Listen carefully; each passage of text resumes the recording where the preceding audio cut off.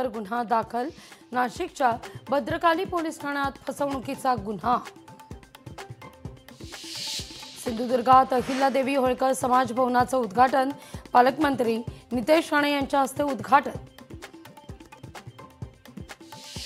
कोल्हापूरमध्ये शिवशस्त्र शौर्यगाथा प्रदर्शनाचा उद्या आशिष शेलार यांच्या हस्ते उद्घाटन।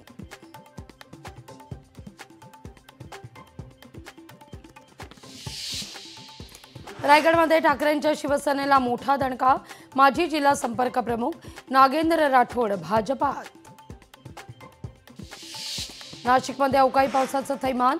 पावसामुळे शेतपिकांचं नुकसान। अकोल्यामध्ये हॉटेल कार्निवलच्या संचालक आणि कर्मचाऱ्यांना मारहाण।